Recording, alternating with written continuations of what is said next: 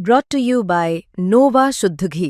जब जब खाए दिल खुश हो जाए, सदियों का नोवा शुद्ध देसी घी, सपना स्वस्थ भारत का।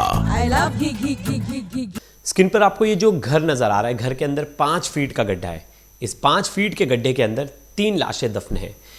एक जो शख्स है उनकी उम्र 21 साल है, उनकी पत्नी उसकी उम्र है 18 साल, और जो तीसरा शव है वो नवजात बच्चे का है जो कि पेट में था और 6 महीने हुए थे उसे।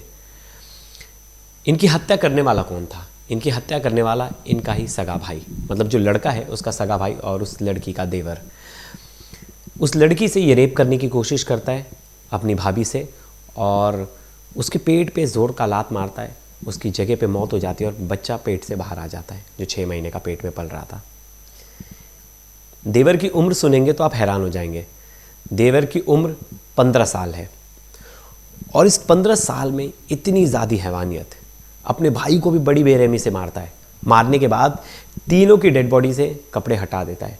नग्न अवस्था में तीनों को घर में गड्ढा करता है 5 फीट का, और उसमें गाड़ देता है। फिर ऊपर से मिट्टी डाल देता है कि किसी को कुछ पता ना चले। इस पूरी वारदात में जो इनकी माँ है वो भी शामिल थी। ऐसे आरोप लग रहे हैं कि इनकी मम्मी के बिना ये कर नहीं पाता इतना बड़ा कांड। मर्डर तो इसने अकेले किया, लेकिन जो गड्ढा करके दफनाने वाली बात है उसमें इनकी माँ भी शामिल थी। इनकी माँ वैसे हैं साध्वी, और ये लोग रहते हैं एक आश्रम में। आप लड़के के बारे में जाओगे तो लड़का जो 15 साल का है वो गौ सेवा करता है, गाय को खाना खिलाना, गाय का पालन करना, और उन सब चीज़ों में रहता था। वैसे ज़्यादा कुछ काम नहीं करता था। और जो इसका बड़ा भाई है जिसकी हत्या की गई है वो इलेक्ट्रीशियन था। लेकिन ऐसा क्या हुआ कि ये 15 साल के लड़के ने अपने भाई, भाभी और उनके जो नवजात बच्चे तीनों की हत्या कर दी। इतनी छोटी सी बात ना, मैं आपको बताऊंगा इस वीडियो में, इतनी छोटी सी बात को लेके इतना बड़ा गुस्सा। यहाँ तक कि जिस भाभी को हमारे यहाँ माँ का दर्जा दिया गया है, उस भाभी से रेप करने की कोशिश करता है, फिर उसको बड़ी बेरहमी से मारता है। तो क्या है ये पूरी स्टोरी जानेंगे इस वीडियो में। लास्ट तक ये वीडियो जरूर देखिएगा। नमस्कार, मेरा नाम है प्रेश पांडे और आप देख रहे हो क्राइम तक। गुजरात का जूनागढ़ में एक परिवार रहता था जो कि मूलतः बिहार का रहने वाला था, और बिहार से जूनागढ़ में शिफ्ट हुआ था। यहाँ जूनागढ़ से 50 किलोमीटर दूर एक गांव था जिसका नाम था सोव बादला, और इसी बादला में एक खेड़ियार आश्रम था। खेड़ियार आश्रम में एक परिवार रहता था। परिवार के जो मुखिया थे, जो इनके, वो कुछ साल पहले कोरोना में गुजर गए थे। वहाँ जो घर की सेकंड मुखिया थी, माँ थी, वो साध्वी थी, मतलब उनके पति गुजर गए तो वो साध्वी बन गई, और वो पूजा पाठ आश्रम में यही सब चीज़ें करने लगी थी। अब इनके 2 बेटे थे साध्वी जी के। इस पूरी खबर में मैं नाम नहीं बता पाऊँगा क्योंकि जो बच्चा है उसकी उम्र, मतलब जो कातिल है उसकी उम्र 15 साल है, और नाबालिग है, उसकी आइडेंटिटी डिस्क्लोज ना हो। तो ये जो माँ थी वो साध्वी थी, और उनके 2 बेटे हैं। एक की उम्र 21 साल है और एक की 15 साल। जो 21 साल उम्र वाला लड़का है उसकी शादी कुछ साल पहले ही हुई थी, 1-1.5 साल पहले, और उनकी पत्नी की उम्र जो है 19 साल है। ये पूरा परिवार साथ में रहता था, और जो उनकी पत्नी है वो 6 महीने की प्रेग्नेंट थी। सब सही से काम चल रहा था। जो बड़े बेटे हैं घर के, वो इलेक्ट्रीशियन का काम करते थे और उससे पैसे भी घर में कमा कर देते थे। गांव में आश्रम का नाम था, मम्मी साध्वी रहती थी, पूजा पाठ करती थी। लेकिन जो 15 साल का छोटा बेटा था वो क्या करता था, वो गौशाला में काम करता था और गौ सेवा करता था। वहीं से जो पैसे वगैरह आते थे वो घर पे देता था।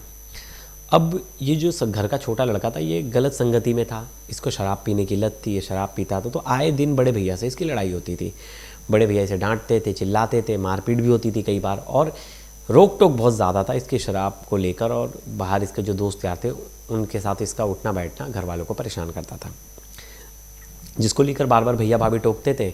इस बात से ये जो छोटा वाला भाई है जो 15 साल जिसकी उम्र है, ये बहुत ज़्यादा चिड़चिड़ा होने लगा। अब ये थोड़े बहुत जो पैसे कमाता था तो भैया इससे छीन लेते थे क्योंकि उस पैसे से ये शराब ना पी ले। इस बात से इसे और ज़्यादा चिढ़ मच गई और ज़्यादा गुस्सा हो गया। फिर इसने प्लान किया कि मैं अपने भैया भाभी को जान से मार दूंगा, और इसी गुस्से में वो तुरंत पहुंचता है अपनी भाभी के घर पे। इसी गुस्से में वो प्लान बनाता है कि कैसे भी मुझे अपने भैया भाभी को रास्ते से हटाना है, जिसके बाद मुझे कोई रोक टोक करने वाला ही नहीं है। फिर ये प्लान करता है और 16 अक्टूबर को ये जाता है घर पर दिन में उसे पता होता कि भैया इस वक्त घर पे होंगे अकेले और भैया को मौत के घाट उतार दूंगा। ये घर पे जाता है और भैया के सर पे कुल्हाड़ी से मारता है, फिर इतना मारता है कि उनकी मौत हो जाती है जगह पर ही। और वो चेक करता है कि मरे कि नहीं। जब तक वो मार रहा था तो वो जोर से चिल्ला रहे थे। उनकी पत्नी को आवाज़ सुनाई देती है। उनकी पत्नी 6 महीने की प्रेग्नेंट थी, वो भी आती है। वो देखती है खून से लथपथ है उनके पति। फिर वो तुरंत लड़का जो है उसे भी, भाभी को भी अंदर खींच लेता है अपनी और रूम में धकेल देता है और दरवाज़ा लगा देता है। और फिर वो रहम की भीख मांगती कि तू हमारे बेटे जैसा है, तू तेरे भैया को मार दिया, मेरे पेट में तेरे भैया का बच्चा है, रहम कर दे। लेकिन वो रहम नहीं करता, भाभी के साथ रेप की कोशिश करता है और बाद में भाभी के पेट पे ज़ोर का लात मारता है, जिसके बाद जो बच्चा था 6 महीने का उनके गर्भ में वो बाहर आ जाता है और बच्चे की भी मौत हो जाती है, भाभी की भी मौत हो जाती है, तीनों को मारने के बाद। अब ये हत्या तो कर देता है, हत्या के बाद सोचता है कि डेड बॉडी कैसे छुपाए। ये तीनों के कपड़े निकालता है, कपड़ों को साइड में रखता है, उसको पेट्रोल से जला देता है और तीनों की डेड बॉडी घर में 5 फीट गहरा गड्ढा करता है और उस गड्ढे में दफना देता है। अब ये बात अपनी माँ को भी बताता है और पता चलता है कि उसकी माँ ने भी इसमें उसकी मदद की थी। लेकिन ये मामला खुला कैसे, पुलिस को कैसे पता चला कि हत्या हुई है और हत्या में इन लोगों को ज़मीन में गाड़ा है? क्योंकि पुलिस ने केस सॉल्व किया और माँ इसके साथ मिली हुई है, तो कंप्लेंट किसने की? अब जो लड़की थी, लड़की के परिवार वाले अक्सर लड़की से बात करते थे, तो रेगुलर फ़ोन कर रहे थे। 2-4 दिन हो गए फ़ोन करते थे, फ़ोन नहीं उठाते थे, दोनों का फ़ोन बंद था और फ़ोन कभी स्विच ऑन होता था लेकिन फ़ोन उठाते नहीं थे। फिर लड़की के घर वालों ने आरोपी को फ़ोन किया, मतलब जो देवर है, देवर भी यहाँ वहाँ के बहाने बताता, कभी बोलता मैं बाहर गया हूँ, कभी बोलता था भैया भाभी बाहर गए, और हर बार झूठ पे झूठ वो बोलता रहता। इतना झूठ बोलना उसने शुरू कर दिया कि घर वालों को थोड़ा शक होने लगा। अब घर वाले कैसे ना कैसे सोच रहे थे कि पता लगाएं कि हुआ क्या है क्या नहीं। तो घर वालों ने उनकी माँ को फ़ोन किया, जो लड़के हैं, और उनकी लड़की की सास को। उन्होंने बोला कि वो तो कहीं बाहर गए हैं, और थोड़े दिन बाद वापस से, मतलब 6-7 दिन बाद वापस से उनके घर वाले फ़ोन करते हैं कि मेरी बेटी कहाँ है दामाद जी। तो वो बोलते उसकी मम्मी जो है लड़के की, वो बोलती कि ये लोग गए थे हिम्मतनगर, गुजरात में एक जगह है, हिम्मतनगर गए थे और वहाँ इनकी रोड एक्सीडेंट में मौत हो गई और दोनों मर गए और दोनों का हमने क्रियाक्रम कर दिया। घर वाले बोले अरे ऐसा कैसे? बोले अरे पूरी बॉडी जल गई थी तो वो बॉडी को हमने मशीन में ही जलवा दिया और हमने क्रियाक्रम करवा दिया, वहीं हम उनकी अस्थियाँ लेके आ रहे हैं। और इस तरह के झूठे बहाने वगैरह करने लगे। इन्होंने बोला अरे कोई सबूत तो दे दो, कोई मेडिकल रिपोर्ट कुछ तो दे दो इनका, और आप इनकी जो डेथ रिपोर्ट है वो तो दे दो, कुछ तो दे दो प्रमाण पत्र। तो भी लेकिन जो मम्मी थी वो साध्वी थी, वो बोलने लगी नहीं अब मैं सदमे में हूँ, मुझे साधना करने दो। तमाम तरह के बहाने बनाने लगी जो इनकी माँ थी।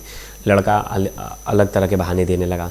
इनको शक हुआ है, जो परिवार वाले जो लड़की के, वो लोग पहुँच जाते हैं हिम्मतनगर पुलिस स्टेशन और वहाँ जाकर पूछताछ करते कि क्या कोई ऐसे एक्सीडेंट हुआ है जिसमें दो पति पत्नी की मौत हुई। तो उन लोग बताते नहीं, ऐसी कोई वारदात ही नहीं हुई है। तुरंत समझ जाते हैं ये लोग कि दाल में कुछ काला है। ये तुरंत पहुँचते हैं लोकल पुलिस स्टेशन और वहाँ जाकर कंप्लेंट करते कि मेरी बेटी और मेरे दामाद गायब हैं। पुलिस पहुंचती है घर पर और पुलिस पूछताछ करने पहुंचती है, तो उसके साथ लड़की के माँ बाप भी पहुंचते हैं और देखते हैं कि घर में मिट्टी फैली हुई है और एक एरिया जो है ना अलग सा दिख के आ रहा है, ऐसा लग रहा है वहाँ खुदाई हुई है। उनको शक आता है, वो बोलते हैं कि यहाँ लग रहा है हमारी बेटी को और दामाद को इन्होंने मार कर गाड़ दिया है।